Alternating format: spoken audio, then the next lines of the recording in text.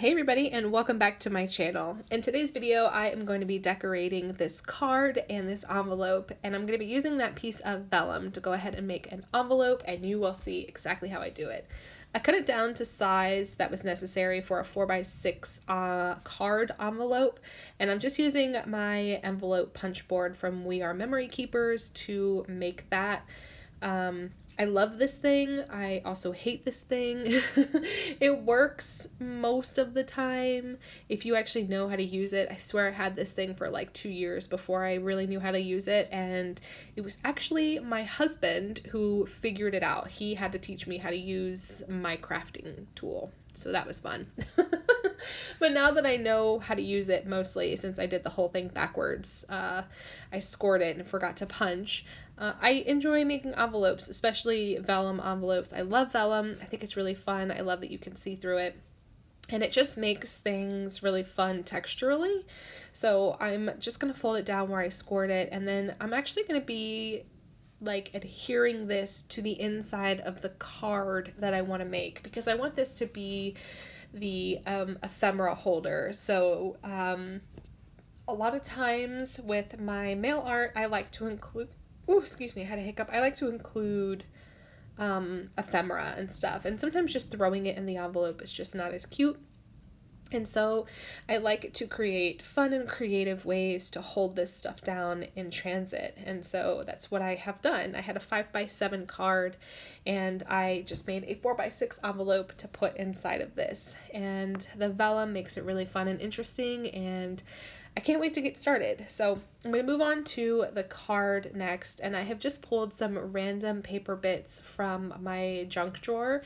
These are just papers that I have gotten in the mail from other pen pals, and I have been trying my best to use a lot of what I have this year, and I'm making good progress. But when I opened up my second junk drawer, I was greeted with a huge pile of like tissue papers and wrapping papers, and so I just decided to go for it. I grabbed a bunch out and decided to make it work. I love this paper right here. This is like a really thin, really fun, like newsprint wrapping paper, and I absolutely love this. If I could have an infinite supply of this, I would be so happy. So using it felt good, but also like, oh my god, why am I doing this to myself? I'm using this up. It needs to stay forever. But using it actually did bring me a lot of joy, because when you use something that you love, you get to see it in action and you give it a second life. It's just really fun.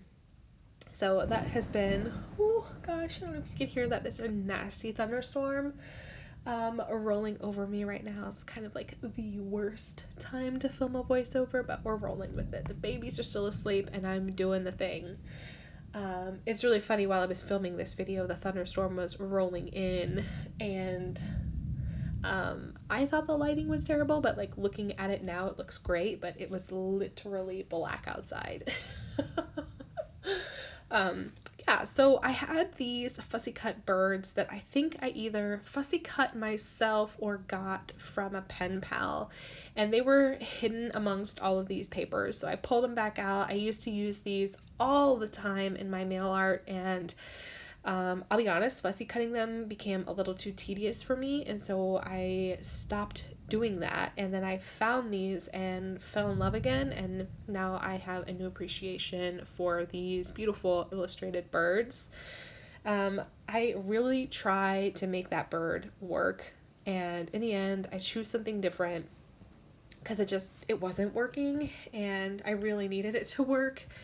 It just felt like the colors of the birds really blended in with the background that I had created, and I needed something a little brighter, and I needed it to sort of coexist easier. It just felt like it wasn't making sense. I didn't want it to float. I had to have them anchored by something, but the anchor was down there, like where those two stickers and where I'm putting that ticket down. It didn't make any sense where I put the anchor.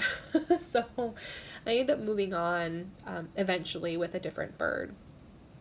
So this is a new supply that I just got. These are the new gold foil rub-ons from the MU Lifestyle brand, and I wanted to love them because I've seen a lot of people use them, and it seemed really, really interesting and really inspirational, but I don't know if I was doing it wrong or if I wasn't pressing hard enough. I felt like I was pressing pretty hard, but it just, I don't know if it's just too humid here, but it just was not vibing well enough. I did not get the crisp, clear image that I wanted to. It was really flaky, it was really sticky, and I tried to rub a lot of the loose bits away, but I wasn't thrilled with it. I'm going to try it on another project, and it only came with one sheet. I paid like $4 or $5 for a single sheet, and that was kind of a bummer, but you live and you learn to have new supplies, I guess.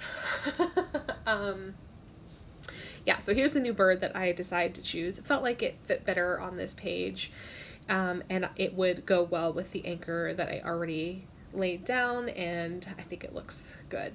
So I hope everybody is doing well. I know it's been a while since I have done this sort of video. I enjoy making these videos. I think they're really fun, and it's really productive for me because I'm an avid letter writer, so when I can get creative this way and have an envelope or a card ready to go for the next letter that I write is super, super handy. But I have been super behind on my letters, like sickeningly behind. I'm looking at my pile now and I just want to scream. I just have not had the mental headspace to sit down and write a thoughtful, intentional letter. And when I do write the letters, it takes me like another week or more to have the time and the creative sort of headspace to create something pretty like this and fill it with pretty things in order to include it with the letter. And I know a lot of people say that that's like not what letter writing is about, but for me, I put a lot of energy and effort into my letters, and to be able to do this creatively as well, it means just as much to me as writing the letter. I'm just a naturally creative person, so being able to use this as a creative outlet as well as my creative journaling just makes sense for me. It works for me, and it ends up becoming sort of difficult to maintain, even though it means so much to me. And I don't know if that just means I'm in a hard season right now and I just need to just ride the storm out until I get into a better space so that I can create more intentionally and without as much pressure, which probably, now that I say it out loud, makes a lot of sense.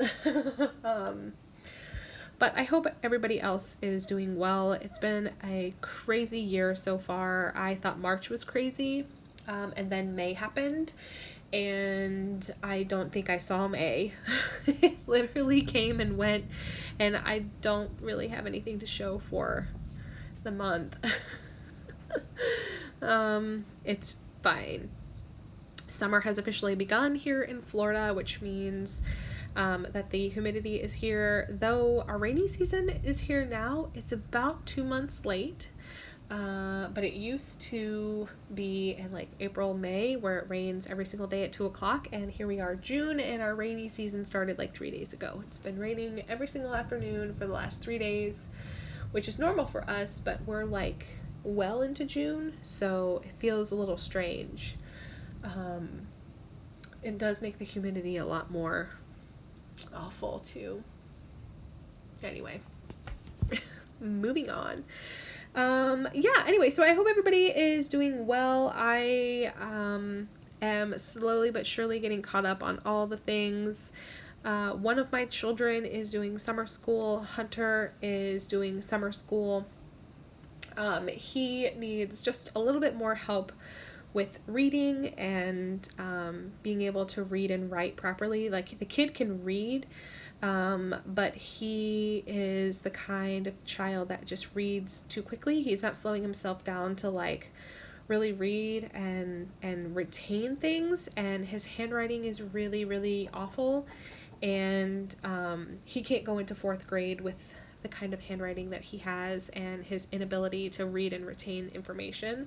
So we chose to do summer school for him. It wasn't mandatory, like he's still going to go into the 4th grade, but we chose to do it for him so that he could just get a little bit of extra time sort of nailing down these skills and these tactics, because 4th grade is going to be tough. Like, I remember 4th grade when I went through it, and school was easy for me, and I remember 4th grade being like one of the hardest years. It was also really fun, fun because we got to do a little bit more in terms of like being active in the classroom, but there was a lot of writing, a lot of reading. Math got really intense in 4th grade. Yeah, just super intense.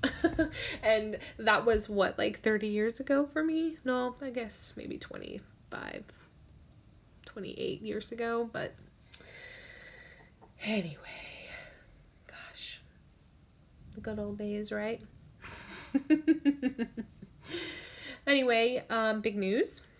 Cullen had his 3rd birthday party, finally. He turned 3 on May 16th, and we were not able to do his birthday party because everybody got really, really sick.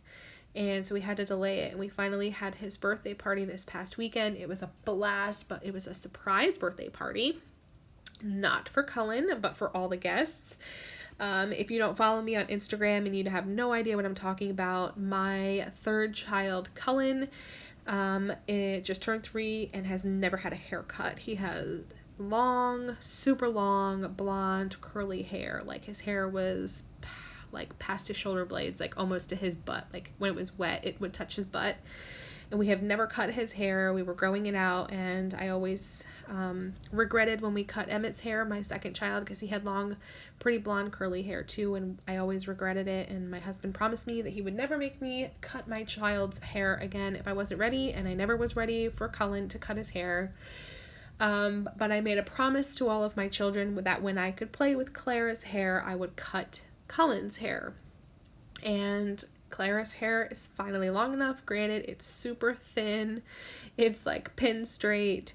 It just like falls straight down, but it is long enough to finally get into pigtails. So I lived up to my promise, and we went to go get his first haircut the morning of his birthday party. And when everybody got to the house for his party, they were totally shocked and blown away.